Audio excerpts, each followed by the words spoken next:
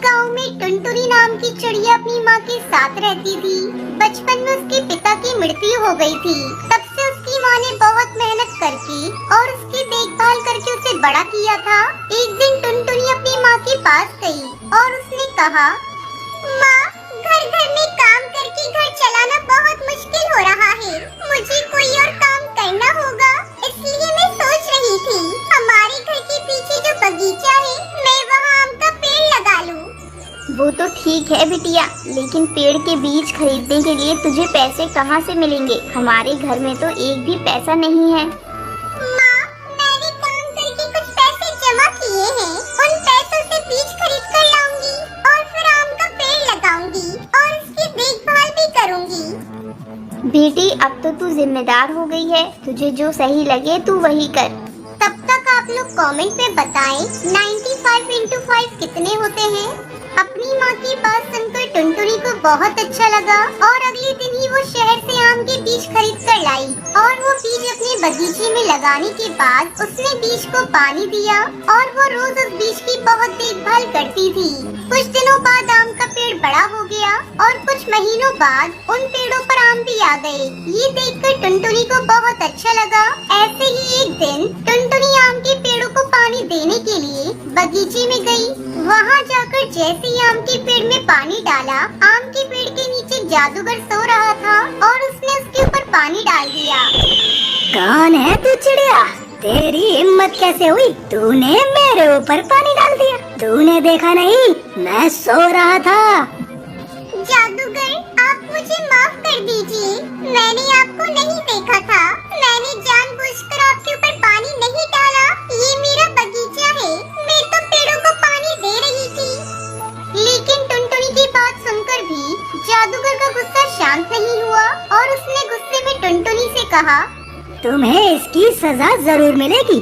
मैं तुम्हारे साथ ऐसा कुछ करूँगा कि जिंदगी भर तुम इस दिन को याद करोगी और तुम्हें पछतावा होगा।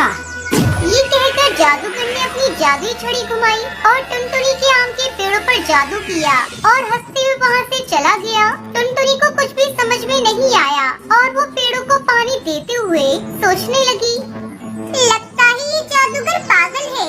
इसके जादू से तो कुछ भी नहीं हुआ।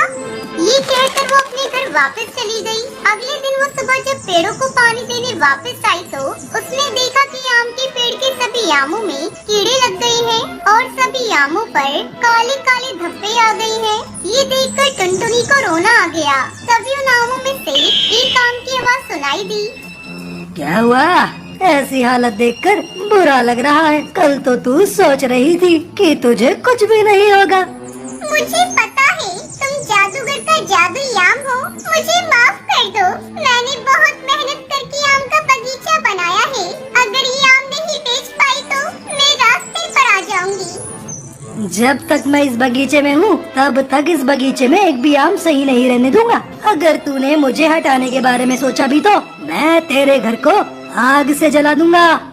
उस घमंडी आम की बात सुनकर टुनटुनी को और भी ज्यादा बुरा लगने लगा। अगले दिन टुनटुनी उदास बैठी सोच रही थी, मैं उन सभी आमों को कैसे बेचूंगी और अगर मैं आम नहीं बेचूंगी तो घर कैसे चलाऊंगी। जो आमों में काले धब्बे आए हैं वो दिखने में जरूर बदसूरत से हैं, पर खाने में बहुत स्वादिष्ट है। मैं बाजार जाकर उनको बेचने की कोशिश करती हूँ, शायद बिक ही जाए। ऐसा सोचकर टुनटुनी बगीचे में जाकर आम को तोड़ने लगी। ये देखकर वो घमंडी आम हंसने लगा और टुनटुनी से कहा, तुझे ये क्या लग रहा है? ये खराब आम ले जाकर बाजार में बेच पाएगी? तू तो बहुत बेवकूफ चिड़िया है। लेकिन टुनटुनी ने उस आम की बात नहीं सुनी और वो सभी आमों को लेकर बाजार चली गई। सुबह से शाम हो गई, लेकिन उसके सड़े हुए आम किसी ने नहीं खरीदे। चलते चलते वे जंगल में पहुंच गई और बहुत थक गई थी। इसी कारण एक पेड़ के नीचे थोड़ी देर के लिए बैठ गई। सब बर्बाद हो गया, सब खत्म हो गया। मेरी किस्मत ही खराब है। तभी थोड़ी दूर पर एक बुढ़ा बाबा मिलता है जो कि जमीन पर गिरा पड़ा होता है। ये देखकर लगता है साधु बाबा बेहोश हो गए हैं। मुझे इन्हें पानी पिलाना होगा, नहीं तो ये ठीक नहीं होंगे। ये कहते हुए टुनटुनी भागते हुए नदी के किनारे गई और साधु बाबा के लिए एक लोटे में जल लेकर आई। साधु बाबा ने आंखें खोलकर टुनटुनी को देखा और टुनटुनी से कहा, बेटी तुम कौन हो? तुमने आज भगवान की तरह आकर मेरी जान बचाई है। मुझे पता नहीं मैं तुम्हें कैसे शुक्रिया कहूँ। आप मुझसे उम्र में इतने बड़े हैं, मैं आपकी जान बचा पाई, ये मेरे लिए सबसे बड़ी बात है। लेकिन आपकी ये हालत कैसे हुई? बेटी मैं एक काले जादूगर को पकड़ने गया था, लेकिन वो बहुत ताकतवर है। लेकिन बेटी तुम इस सुनसान जगह पर क्या कर रही हो? उस साधु बाबा की बात सुनकर टुनटुनी ने सारी बात साधु बाबा को बताई। ये सुनकर साधु बाबा ने टुनटुनी से कहा, बेटी उस शैतान जादूगरनी ने तुम्हारे साथ बहुत गलत किया है, लेकिन तुमने मेरी जान बचाई है, इसलिए मैं तुम्हारी मदद जरूर करूँगा। ये कहकर उन साधु बाबा ने अपना हाथ घुमाया और उनके हाथ में एक जादुई बोतल आ गई। फिर उन्होंने वो जादुई बोतल टुनटुनी को दी और टुनटुनी से कहा, इसमें जादुई पानी है, ये पानी तुम अपने बगीचे के चारों तरफ छिड़क दो और देखना सब कुछ ठीक हो जाएगा। अभी मैं चलता हूँ, मुझे उस काले जादूगर को पकड़ना ही होगा।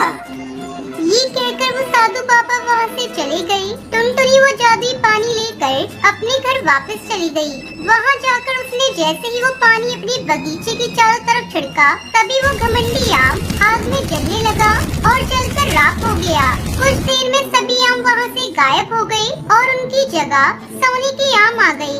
ये देखकर टुनटुनी खुशी से नाचने लगी। उसके बाद से टुनटुनी धीरे धीरे सोने के आम बेचकर पैसे कमाने लगी। कुछ ही दिनों में वो बहुत अमीर हो गई और वो अपनी माँ के साथ बहुत खुशी खुशी रहने लगी।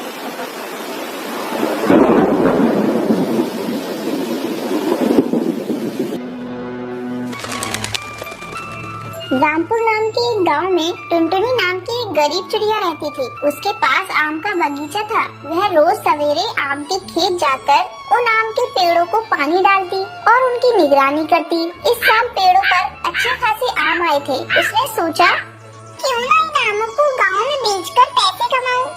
फिर वो आमों को गांव में जाकर बेचने लगी। पर इस साल टुनटुनी चिड़िया को आम के अच्छे दाम नहीं मिलते हैं, इसलिए वो आम को वापस घर ले आती है। तभी बंटी कबूतर टुनटुनी चिड़िया से पूछता है, अरे टुनटुनी क्या हुआ, इतनी उदास क्यों हो? अरे भाई, मंडी में आम के दाम बहुत गिर गए हैं, इसलिए मैंने वहाँ आम नहीं बेचे। तब तक आप लोग कमेंट में बताएं 67 + 78 + 2 कितने होते हैं। तुम ऐसा करो, उन आमों को शहर के सड़क पर जाकर सीधे पक्षियों को बेचो। मेरा एक किसान दोस्त भी ऐसा ही कर रहा है, उसे अच्छा खासा मुनाफा हो रहा है।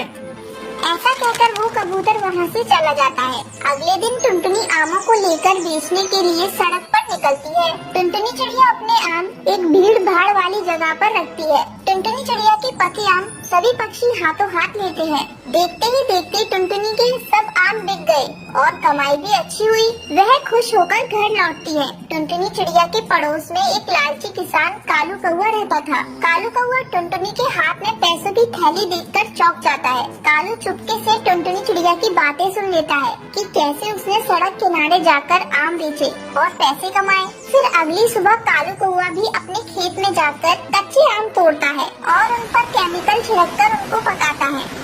अब तो मेरे आम बहुत बिकेंगे और टुनटुनी से भी ज्यादा पैसे कमाऊंगा। अगले दिन कालू कौआ सड़क किनारे बैठा आम बेचने लगता है, पर कोई भी उसके आम नहीं खरीदता। सभी पक्षी टुनटुनी चिड़िया के आम ही खाना पसंद करते हैं। कालू कौवे को ये देखकर बहुत गुस्सा आता है कि कोई उसके पास आम खरीदने नहीं आ रहा है। वह सोचता है, किसी भी तरह टुनटुनी को ठिकाने लगाना पड़ेगा। फिर रात को कालू कौआ चोरी करने टुनटुनी चिड़िया के घर जाता है। वो पैसे चुराकर भाग जाता है। अगले दिन उदास टुनटुनी अपने खेत पहुंचती है। तभी वहाँ चील बाबा प्रकट होते हैं। अरे टुनटुनी क्या हुआ, तुम इतनी दुखी क्यों हो? बाबा, कल रात मेरे घर में रखे पैसे कोई चुरा कर भाग गया। मैं तो बर्बाद हो गई। टुनटुनी बेटा, चिंता मत करो, अब रोने से कोई फायदा नहीं। खेत जाओ और काम करो। मुझे सब पता है तुम्हारे साथ कैसे अन्याय हुआ है, और मुझे पता है कि तुम एक मेहनती और ईमानदारी चिड़िया हो, इसलिए मैं तुम पर प्रसन्न हूँ और तुम्हें मैं इस पेड़ को जादुई आम आने का वरदान देता हूँ। इस पेड़ के आम चाहे कितने भी तोड़ो पर कभी खत्म नहीं होंगे। इसे बेचकर तुम सुखी हो जाओगी। तथास्तु। फिर टुनटुनी चिड़िया उस पेड़ से आम तोड़ती है। उसके बाद चमत्कार हो जाता है। टुनटुनी चिड़िया ने आम तोड़े भी तो उस जगह फिर से पक्के आम आ जाते हैं। टुनटुनी उन आमों को लेकर सड़क किनारे बेचने लगती है। आम के साथ साथ अब वो आम का जूस और आम से बनने वाले अन्य पदार्थ भी बेचने लगती है। इससे उसका व्यापार अच्छे से चलने लगता है और फिर वो अमीर बन जाती है। ये देखकर कालू कौवा हैरान हो जाता है। कैसे कम दिनों में टुनटुनी ने इतनी तरक्की कर ली, इसका पता लगाना होगा। अगले दिन कालू फिर से टुनटुनी चिड़िया के बाग में जाता है और उसके आम तोड़ने लगता है। जैसे ही कालू कौवा उस पेड़ के पास जाता है तभी आम की एक डाली उसके ऊपर गिरती है। वो जोर से चिल्लाता है, अरे अरे मर गया रे, अरे अरे बचाओ, अरे कोई बचाओ रे, अरे कोई बचाओ।